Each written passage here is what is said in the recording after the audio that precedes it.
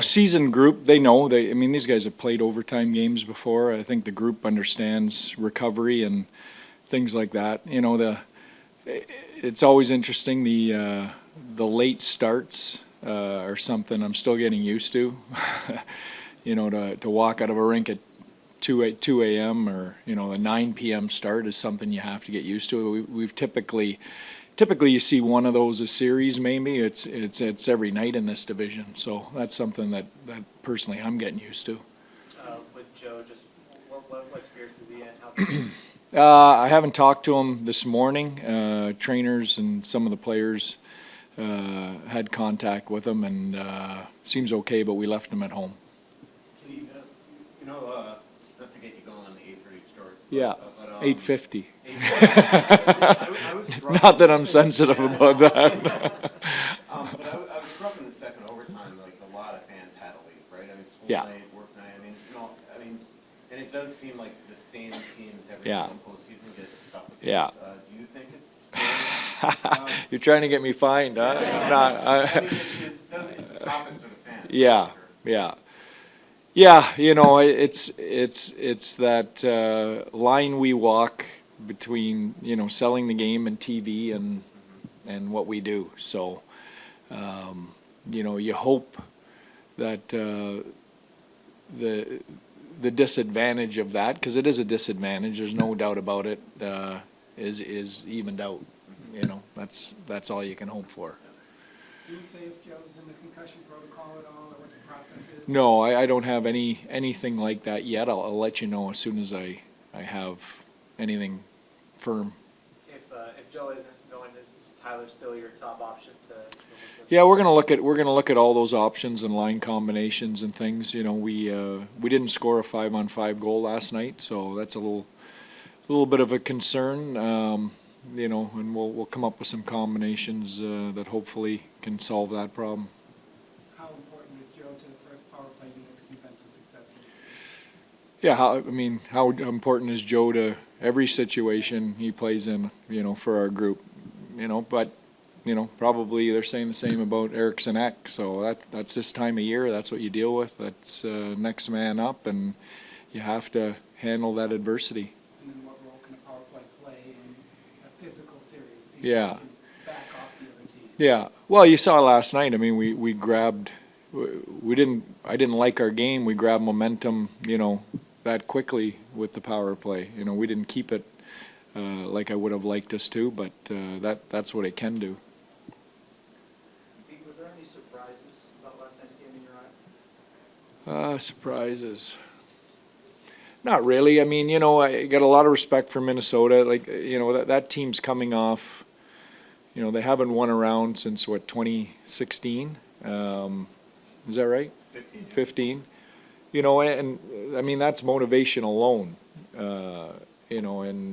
So we knew they'd be hungry. We knew they'd be hard. We knew they'd be physical. They're well coached. They came as advertised. And, it was a hell of a hockey game. From a fan perspective, it was a great game to be able to watch.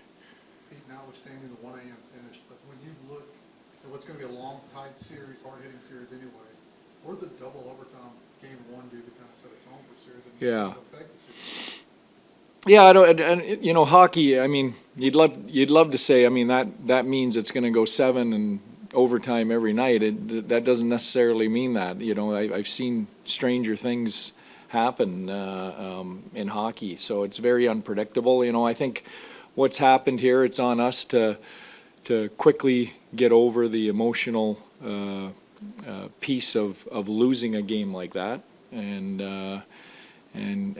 jump back in and be ready to play tomorrow night. And for them, it's always easier when you win those games. You never feel as tired the next day. You never feel as beat up.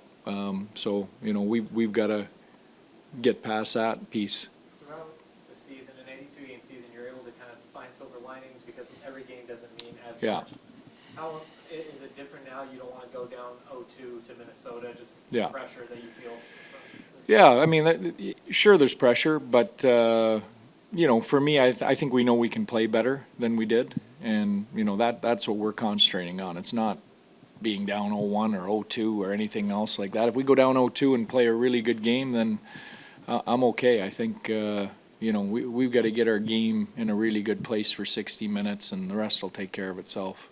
You spoke about the fans a moment ago. Yeah. How would you explain to them the difference between regular season hockey and playoff hockey? Wow, great. The average fan who's now tuning in. Yeah. It would be like, a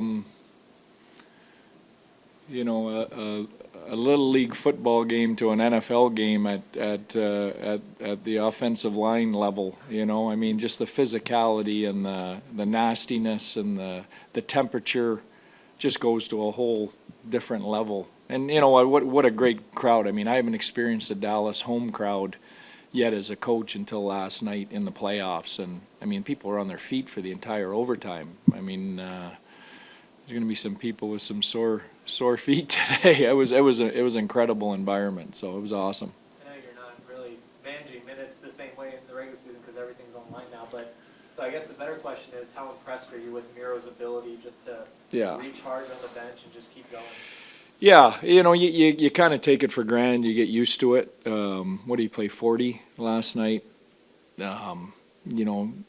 Walks in today and looks like he's ready to play another 40 tonight if he had to. So, he's just one of those special athletes. I've had a few of them over my career, but, those guys are rare. That's a great goaltending on both sides last night. Mhm. Your impression of Gustafson so far? You faced him a couple times. Yeah, I thought he was great. As probably the best term I can put is as advertised. He was one of the best goalies in the league all year, and I thought he played like that last night. Gary Lettman used to have the top physical tests in camp and everything. Is Miro the same way? Is this just whenever you test him, is he above grade? You know what? He doesn't blow everybody away, and sometimes that testing isn't a true tale. I can tell you the best guy on our team for testing every year is Glenn Denning.